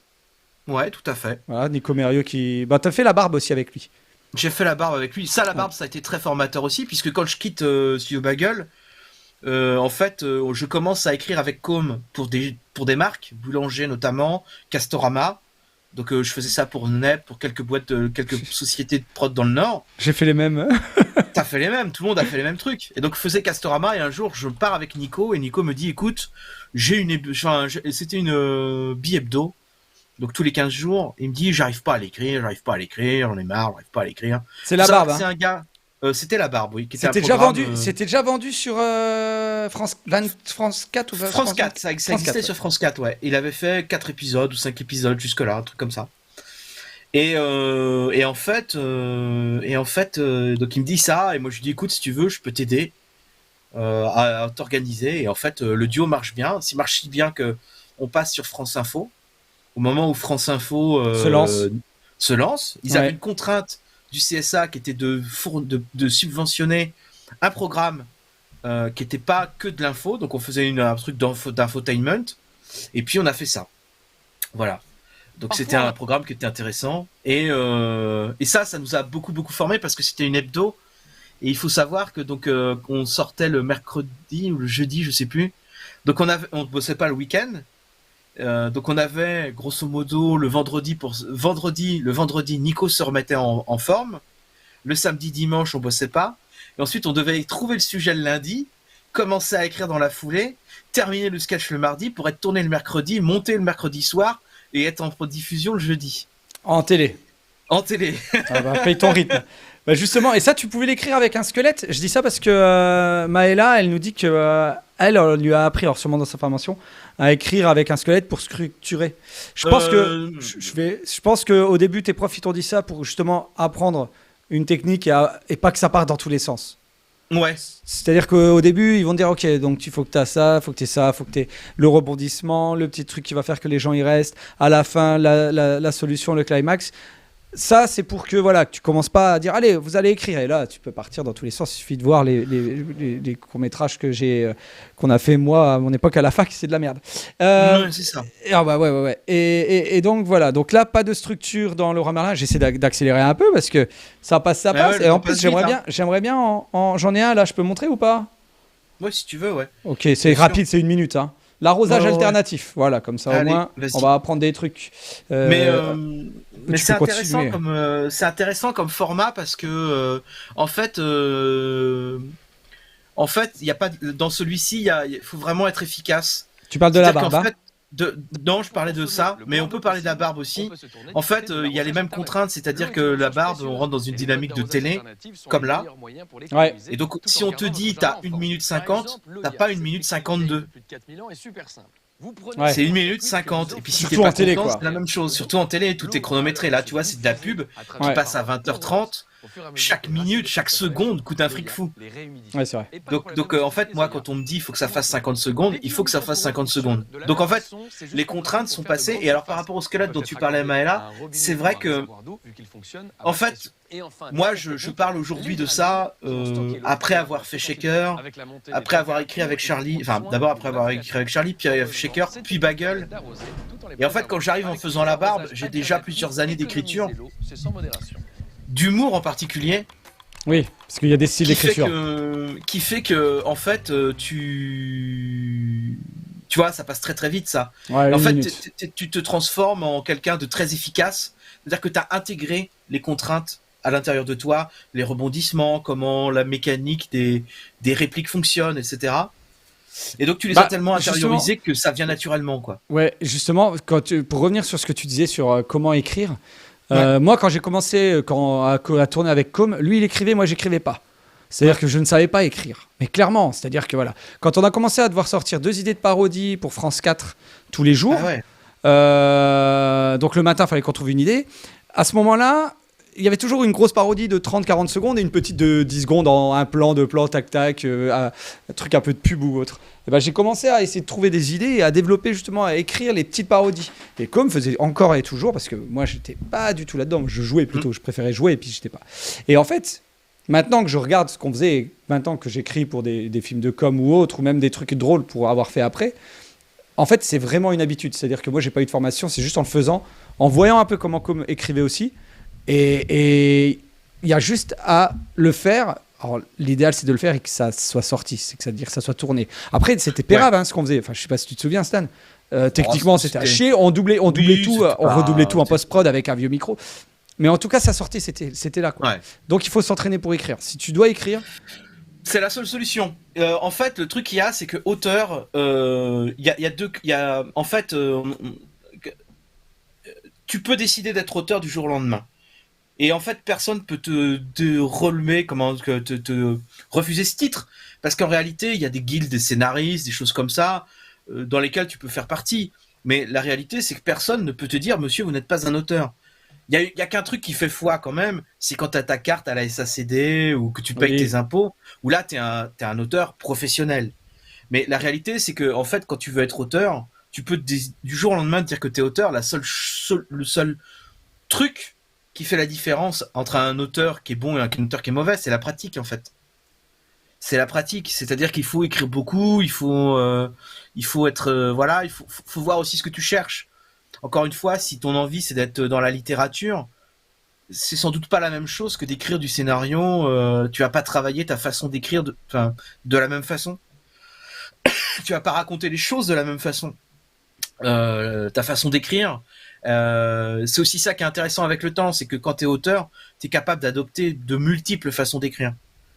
T'es capable d'aller à l'essentiel sur un scénario, puis d'être plus long. Le choix des mots aussi compte beaucoup. C'est-à-dire que en fait, moins que le style et faire des belles phrases, il vaut mieux commencer par apprendre à faire des phrases courtes, à être clair. Et ça, c'est la base, en fait. Ensuite, avec l'humour, avec ce genre de choses, t'apprends le tempo.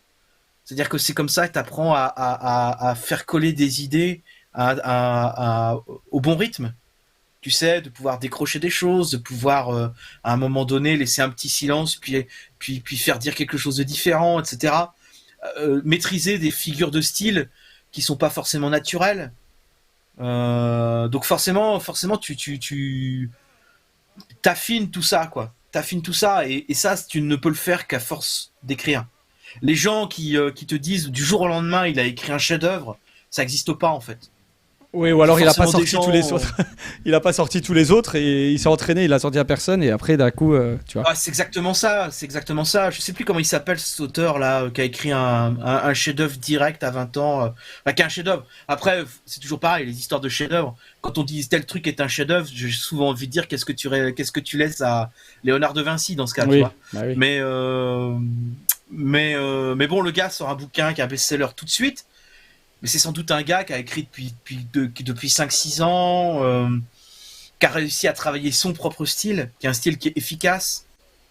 Et souvent, l'efficacité aujourd'hui, ce qu'il faut travailler, c'est l'efficacité en tant qu'auteur. Tu vois, tu parles des styles, ça reprend aussi une remarque de Maëla qui dit qu'elle trouve que écrire de l'humour, c'est le plus compliqué. C'est Moi, ce je qu'il y a de plus pense, dur, ouais.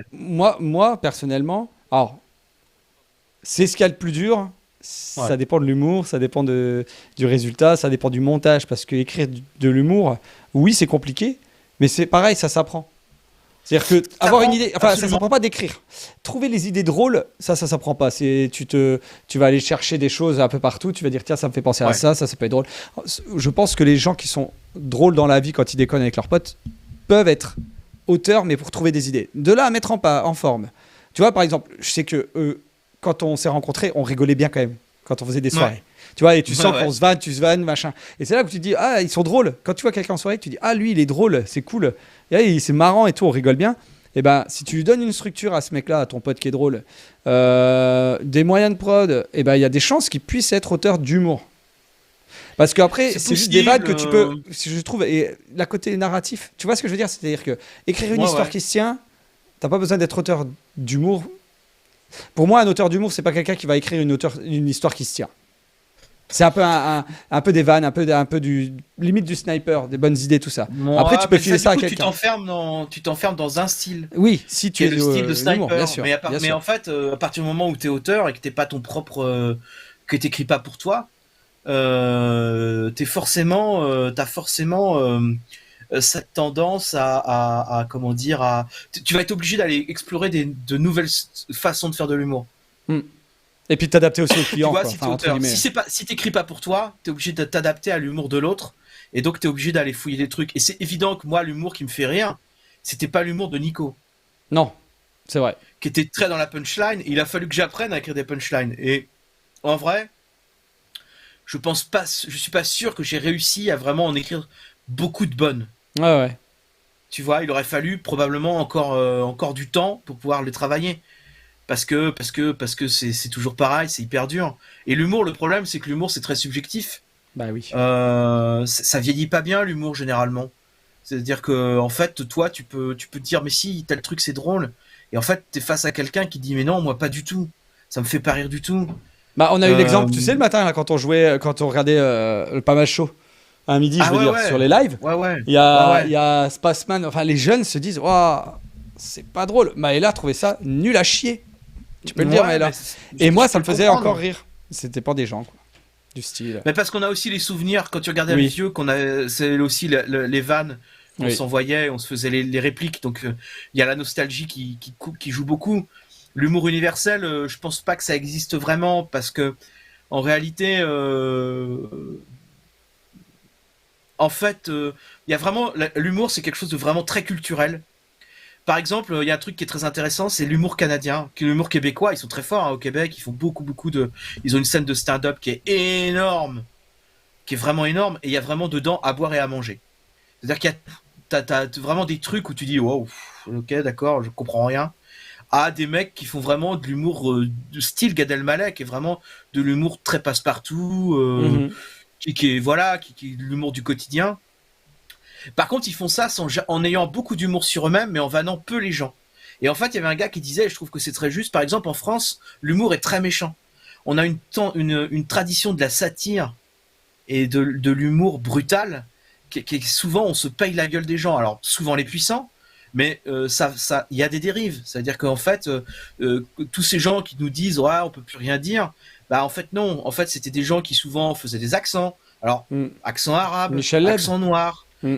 Michel Leb, mais il y en a d'autres, tu vois. C'était des blagues sur les femmes, c'était des blagues sur les gays, enfin, et tu vois, à un moment donné, tu dis, bah les gars, peut-être qu'à un moment donné, peut-être que l'humour qui stigmatise quelqu'un, enfin une communauté dont tu ne fais pas partie, c'est peut-être problématique. Oui, c'est vrai. Faut voir comment tu le fais. C'est-à-dire qu'il y a de l'humour, que tu peux faire de l'humour sur les gays en le faisant bien. En le faisant et puis en le faisant pas de façon lourdeau, parce que c'est souvent ça l'humour français, c'est souvent un peu lourdeau, un peu beauf quoi. Parce que pour moi c'est absurde. Ah oui, bah et l'absurde c'est un truc qui est très compliqué. Au moment Il y avait où ce- t'as parlé de l'absurde, elle venait de mettre son message. Je me suis dit, putain, il est trop fort. Et il stream ou quoi pour voir le message tout de suite, quoi. Ça coulait de source. Mais ouais, mais c'est vrai que l'absurde, c'est un humour qui est très compliqué. Nous, c'est ce qu'on faisait un peu avec Charlie. C'est un humour qu'a des connaisseurs. Les connaisseurs sont là, font des gorges chaudes en disant, oh, quel délice, c'est formidable, c'est merveilleux. Oui, tout à fait. Mais en fait, tu remplis jamais de salle, tu fais jamais taper à Bah, personne. Rappelle-toi l'exemple de Tania. Tania, elle faisait son spectacle, Ouais. elle le définissait comme Tania Dutel quand on était chez Shaker, comme de l'absurde. Et c'est vrai que Ouais. ça marchait pas. Et au final, honnêtement, les vannes qu'elle fait maintenant, et maintenant elle cartonne bien, elle remplit beaucoup de salles et Ah tout, oui, il y a oui, ça aucun marche problème. bien. Elle est Ouais. déjà dans le gros game des humoristes. Ouais. Et Mais bah elle est très drôle, honnêtement, son spectacle ah est bah très oui, drôle. ouais, mais Ouais. le style est le même. Hein.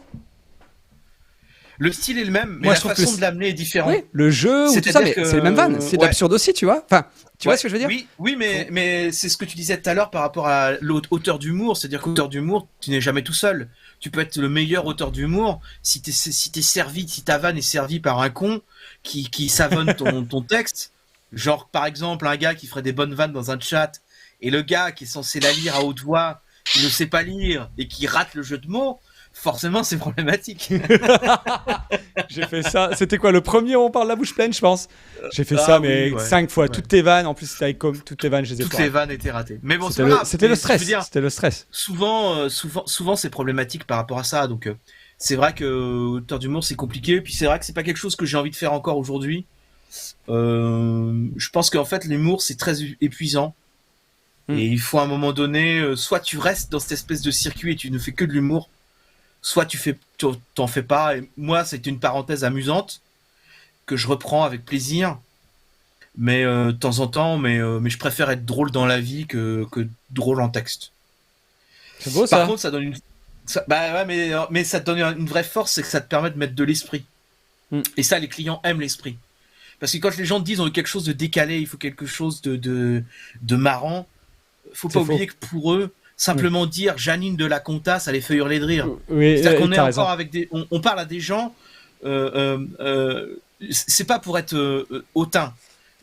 D'ailleurs, c'est pas une remarque ad hominem dans le sens où c'est pas le client qui fait la remarque, c'est l'entreprise dans ce qu'elle est comme entité. Mm. Les entités comme les entreprises, ce qui leur fait marrer encore, c'est Chirac, crac, la culotte à Madonna, quoi. C'est vraiment ça. Non mais c'est vraiment ça. Et c'est vrai, t'as raison. Salut Lionel. Ah, Les- Lionel. ces entités-là, souvent, c'est ça leur max, tu vois. C'est vraiment ça. C'est-à-dire que t'as des gens, t'as un gap énorme entre les plus vieux et les plus jeunes. Et quand t'es obligé de plaire à tout le monde, tu peux pas aller trop dans l'humour. Et en plus, les difficultés aussi, alors je sais pas si tu as déjà eu ça avec tes clients, mais moi ça m'est déjà arrivé, c'est qu'ils ont une cible, ils veulent toucher les jeunes, ils te disent tu peux faire de l'humour, donc là tu dis oh putain, jeune humour internet, allez on va essayer de faire un truc cool pour une entreprise ou alors une collectivité locale, ce qui est encore pire, c'est l'État et tout, tu dis ah c'est cool, ils ont envie de communiquer différemment. Et en fait, tu essaies de faire un truc un peu drôle. Alors déjà, tu as 37 ans comme moi, tu te dis est-ce que je vais faire rire les 25 ans? Je suis pas sûr. C'est pas garanti, à un moment donné. Voilà. Et ils te cassent tout. C'est-à-dire qu'ils vont dire non, mais ça, non, pas nous. Bon, bah écoutez, les gars, restez sur ce que vous faites. Et en final, le produit qu'on leur livre, parce que c'est eux qui payent, à un moment donné, il faut aussi essayer. Il faut se battre dans ses idées quand tu es en face d'un client. Mais des fois, il faut aussi dire ok, allez, j'ai tout essayé, vous n'avez pas compris que c'était ce qu'il vous fallait, bon, bah, je vais faire ce que vous voulez. Et ils seront très contents, et ils vont te rappeler après. Et du coup, souvent, bah, c'est moins drôle que ce qu'ils pensaient, ou ce que toi tu pensais quand ils t'ont dit jeune, drôle, tu pensais à un truc vraiment cool. Puis en fait, eux, ça leur suffit. C'est pas drôle du tout. C'est vraiment pas drôle. Max Q qui nous dit bien sûr que Stan, il est ultra drôle sur un trajet Dordogne-Paris en commentant chacune des aires d'autoroute. Moi, je veux un live de ça. Non, mais attends, le truc le plus drôle que tu nous as fait, c'est en vacances. De chants médiévaux. Ah oui, bah oui. Ah, il nous a fait une impro sur le générique des grosses têtes. Des grosses têtes. On l'a pas filmé, ça. Intro complète. Ah, c'était magique. Les gens l'ont vécu, vous l'avez vécu, c'est important. Non, mais tu vois, je pense que c'est ça qui est important, c'est-à-dire qu'au final, c'est vraiment je pense que c'est une habileté qu'il faut travailler au quotidien. Ouais. C'est vraiment le truc. Maxime a tout noté, il a tout scripté, mais ça c'est son côté journaliste. Faut avoir, en fait, tu vois, auteur, c'est un truc, si tu peux pas vraiment t'arrêter de l'être. Si t'arrêtes définitivement, bah t'arrêtes, et d'un coup tu vas perdre très très vite en fait.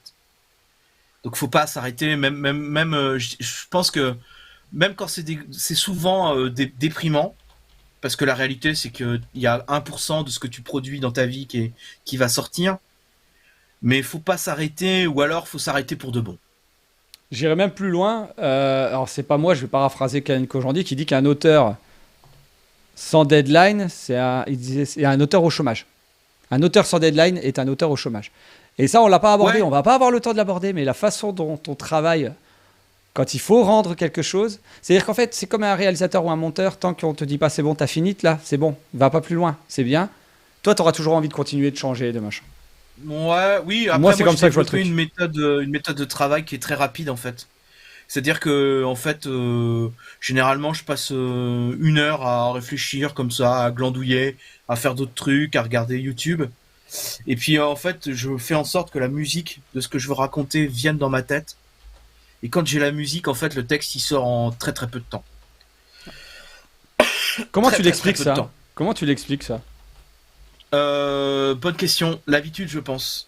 L'habitude, c'est-à-dire qu'en fait, je pense que ce parcours chaotique qui a fait que je suis parti du théâtre, donc l'habitude de parler, de jouer en fait. Je sais jouer, je sais réaliser, je sais faire des images. Le fait de tout maîtriser, de tout connaître, plutôt que maîtriser, de tout connaître sur la chaîne de production et savoir comment on fait un film, plus un goût profond du cinéma, fait que à un moment donné, la mise en scène se fait dans ma tête. Et même si le film, le plus dur, je pense, c'est d'accepter que quelqu'un d'autre prenne ton texte et en fasse autre chose.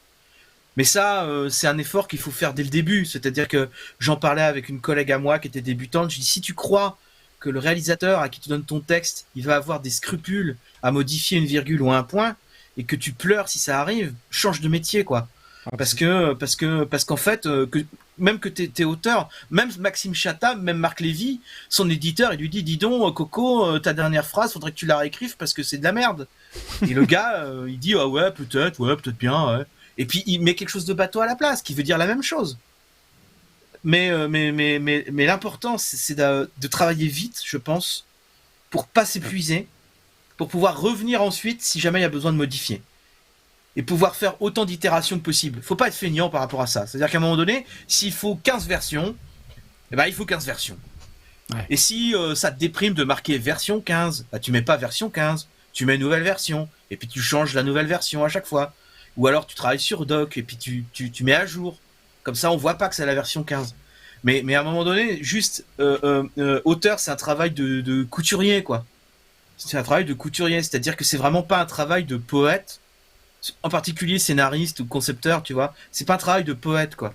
Ce qu'on te demande, c'est ce qu'on te demande, c'est de mettre les idées que tu as besoin de mettre dedans, où il faut, dans la durée qu'il faut, et en étant si possible un peu marrant, ou pas trop chiant. Et voilà. Et en fait, c'est vraiment un travail encore une fois, c'est un travail manuel. C'est un travail de mécanicien, d'horloger, de couturier. Ok. Alors, je fais un petit tour dans le chat. Lionel qui s'en va, qui est deg de ne pas avoir vu le début. Tu sais très bien qu'il y a Ah, bah c'est la gentil, rediff Lionel, sur merci. YouTube. Attends, je fais ma pub, Stan. Non, oui. Il y a bien sûr les rediffs sur YouTube et le podcast sur toutes les plateformes de podcast qui sera en ligne dans la journée, je pense. Je vais essayer de le faire vite. Ou demain. Et Pois Chichette qui dit, moi qui connais Stan depuis très longtemps, c'est sa sœur, hein, au passage. Je pense que finalement, il est auteur depuis toujours. Il a toujours inventé, réagi, commenté tout. Il est naturellement drôle. Alors, moi, je connais ça. Moi, je pense que c'est vrai. Alors, commenter tout ça, machin, tout dans la vie. Naturellement drôle, oui, je pense. Parce que le connaître, pour le connaître depuis un petit moment quand même, je Ça facilite confirme. pour écrire de l'humour, hein, d'être un peu marrant quand même. C'est ce que je disais. Si t'es le mec qui fait un peu les vannes en soirée, tu dis tiens, lui il est là, on va rigoler, bah voilà, c'est plus facile. Trop chouette cette émission, bravo. Et bah écoute, en plus, Maëla Simon, ça commence à toucher à ça, car il est 14h. Stan, oui. pour terminer, tu sais ce que je vais te demander ? 2 choses. Oui. La première, c'est un conseil. Si tu as une chose à ajouter, un conseil. Je fais la même chose quand j'interviewe quelqu'un pour n'importe quoi, même dans mon boulot. Un truc. Je pense, j'ai 2 conseils à donner. Le premier, c'est de pas se dire que c'est pas possible. Faut pas avoir peur de se planter. Tout le monde se plante. Donc en vrai, si demain t'as envie d'être auteur, t'as envie d'être drôle, tente le truc, montre-le à des gens. Si c'est pas drôle, les gens sauront dire pourquoi c'est pas drôle. Il y a du bénéfice à tirer de partout, et même des semi-échecs, comme on en a connu pas mal, peuvent t'amener, en fait, te construisent au final la personne que tu es à la fin, et font de toi un vrai professionnel. Donc faut pas avoir peur de se revendiquer. Ah, ça rame, on dirait. Ouais, Ça, faut attends, pas quitte avoir- pas, hop, parce que ça, Faut c'est pas- intéressant. Je vais juste baisser un peu faut- le débit, bouge pas. Hein. Je pense qu'il faut hop. pas avoir peur de se dire professionnel et de faire des erreurs. Et la deuxième chose, c'est d'être cool. C'est d'être la personne cool et sympa. Faut pas être, en particulier quand tu débutes. Moi, j'étais un peu comme ça au début. Hein. Ma carrière d'électricien, je l'ai raté pour ça. C'est que j'étais le mec que ça faisait chier, que tout faisait chier. Et si tu veux, à un moment donné, même si t'es marrant, t'es sympa, tout ça, ça se sent. Que quand on te dit, ah, par contre, on va finir à 19h, t'es là, tu fais... Pff. Bon. Et c'est d'autant plus vrai quand t'es dans la pub ou dans l'audiovisuel, qui est un petit milieu où tu finis toujours par avoir besoin de quelqu'un. Si t'es le gars cool, qui est marrant, sans être dans l'exubérance, hein. Moi je suis un peu exubérant, donc forcément ça marque les esprits, mais si t'es quelqu'un, la personne sympa et marrante, qui arrange toujours qui s'arrange pour faciliter les choses, qui est pas un frein, c'est une autre bonne chose, quoi, je pense. Voilà, mes 2 conseils. Et écrire, pour ceux qui veulent écrire, faut jamais s'arrêter d'écrire, même si ça dégage. Moi j'ai écrit des blogs, des billets que personne lisait, enfin que peu de gens lisaient. 6 mois. C'est pas grave. C'est pas grave. Il faut écrire, même si c'est pour personne, il faut écrire, ça fait pas de mal. Et ça vous entraînera aussi. Moi, ça dégage, Il je faut te dis, s'entraîner, j'ai essayé de le vendre à des gens. Hein. J'ai dit, regarde, c'est trop bien. Hein. Ouais. Je sais bien. Mais après, ça plaît pas, c'est pas le problème. C'est que quand t'es auteur, il faut jamais s'arrêter parce qu'après, tu perds en fluidité. C'est vraiment de l'art oratoire à l'écrit. Il y a des cœurs dans le chat. Allez-y, balancez des gros cœurs pour ce que vient de dire Stan parce que c'était vraiment chouette. Vraiment, c'est bien. L'émission touche à sa fin, vous le savez. Je vais demander la dernière question, la dernière chose à mon invité. C'est de tout simplement inviter quelqu'un face caméra à venir dans On parle la bouche pleine, qui tu veux, dans le domaine si possible, et à lui dire pourquoi il faut qu'il vienne, tout simplement. Eh bien, ça tombe bien parce qu'il est dans le chat. Moi, je voudrais voir Max Q. Parce qu'en fait, je suis passionné de journalisme. Je suis un journaliste frustré. Et je voudrais savoir comment on devient journaliste comment on arrive à grappiller petit à petit. Et surtout, ce qui est intéressant, je pense, c'est comment on fait vivre un journal dans dans la presse quotidienne régionale, qui est un truc qu'on connaît trop peu. On connaît le Figaro, le Monde, mais la presse quotidienne régionale, c'est une source d'information infinie.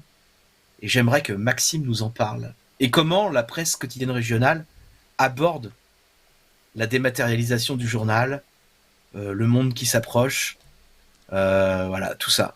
Bah écoutez... Oh, je t'ai kill, excuse-moi. Non, t'inquiète, c'est tout ce que j'avais à dire. Je disais donc que ça tombe très bien, Max Q est là, donc je vais pas t'envoyer la vidéo en privé. Et puis Max Q, il est responsable vidéo éditorial du web du groupe La Voix. Donc tu vois, tu parles de transition en tant que journaliste quand même, mais en tant que de transition vers le digital, il est au cœur du problème. Il est parfait. Donc il va pouvoir nous en parler. En plus d'être un être humain parfait. Oui, mais ça on le sait tous d'ailleurs, Maxime. Ça suce un peu les cœurs dans le chat, les trop intéressants, j'adore. Qu'est-ce que c'est que cette émission? Ah bah écoute, j'avoue que là c'était beaucoup de bienveillance, beaucoup de bons mots. J'ai passé un très bon moment, j'espère que toi aussi. Moi aussi, énormément, ça m'a fait très plaisir. Est-ce que tu as eu le temps de manger avec tout ça? J'ai pas mangé, mais en même temps, si j'avais mangé, j'aurais pas eu le temps de dire ce qu'on a dit et on n'a pas tout dit. Non, mais tu sais quoi? Je pense que là, les 4 invités que j'ai eus, t'es le 4e, je pense que je peux vous faire revenir tous les 4 au moins une fois pendant encore 1h30 sans souci. Et je pense que ça se quand même pas mal dans cette émission. Tu vois, on voit que Maxime Cuvier est un journaliste, il s'autocensure. Il veut pas se faire ban, hein. Il veut pas se faire mal. Bon, Maxime, je t'envoie pas, mais bon, tu vas venir. De toute façon, t'as pas le choix là. Voilà, quand tu auras récupéré. J'espère que, sans trahir ta vie privée, j'espère que tout va bien et que tu dors. Voilà, pas d'indice. Voilà, on se calera un petit moment. Merci Stan. Je sais jamais Avec comment plaisir. terminer mes émissions, mais si, ça y est, je me rappelle. Parce que ça, c'est pour la rediff et le podcast. Donc, si vous nous... Déjà, si vous nous voyez en rediff ou en podcast ou vous nous écoutez, merci beaucoup. J'espère que ça vous a plu. Si ce live vous a plu, si cette rediffusion vous a plu, si ce podcast vous a plu, la seule chose que vous pouvez faire, c'est pas mettre un like sous le podcast, c'est en parler aux gens. Donc, parlez-en à vos amis. Partagez-le sur Facebook comme moi parce que vous êtes un boomer. Partagez-le sur Insta quand je fais une petite story. Allez suivre mes réseaux sociaux. Vous pouvez aussi pour savoir quand je suis en live, quand On parle la bouche pleine. On parle la bouche pleine qui est quand même une émission qui parle des parcours des gens. Et maintenant disponible sur LinkedIn, enfin un compte LinkedIn, une page LinkedIn. Donc là-dessus, vous allez vraiment avoir que du on parle la bouche pleine. En gros, hein, si tu écoutes ça et que tu n'as pas envie de me voir écouter... de jouer à Hogwarts Legacy, va pas voir Toutoun, hein. Tu vas sur LinkedIn, là t'auras que du on parle la bouche pleine, mais tu peux quand même venir jouer avec moi à Fortnite parce que des fois c'est rigolo. Et puis on rigole bien, Stan. Lâchez votre petit commentaire sous la vidéo, sous la vidéo LinkedIn. Voilà. Vous mettez un petit commentaire, même excellent, j'adore XPTDR, ça sera parfait. C'est pour le référencement, merci. Voilà, c'est son métier, alors il sait. et autre chose aussi, merci à tous d'être venus tout simplement ici en direct, parce que encore une fois, je l'ai dit au début, si je le fais en direct, c'est pour que vous puissiez échanger avec mon invité. Aujourd'hui avec Stan. Ah bah il vient de s'abonner sur Spotify, Max Q, très bien. Magnifique. Je sais même pas comment on s'abonne à un podcast. Voilà, je suis un gros boomer. Donc voilà, n'hésitez pas à follow sur les réseaux sociaux, vous followez la chaîne, tout ça. Merci Stan encore une fois. Bah, merci à toi, c'était passionnant. Merci de m'avoir laissé parler pendant 1h30. Mais tu es un très bon client, hein, je vais pas mentir. Oh, bah, est-ce que je suis en train de meubler pour pouvoir restart mon générique parce que j'ai oublié de le faire? Oui, bien sûr. C'est pas impossible. Non, c'est pas impossible. Je vais mettre des automations un jour. C'était incroyable. Ah bah t'as vu. C'était On parle la bouche pleine saison 1 épisode 4 avec Stan Perret, concepteur, rédacteur et auteur. Merci à tous de nous avoir suivis et à bientôt dans On parle la bouche pleine. Et on parle pas la bouche pleine, hein? Ah bah si, en fait, ici tu peux. C'est le principe. Ah bah vas-y alors.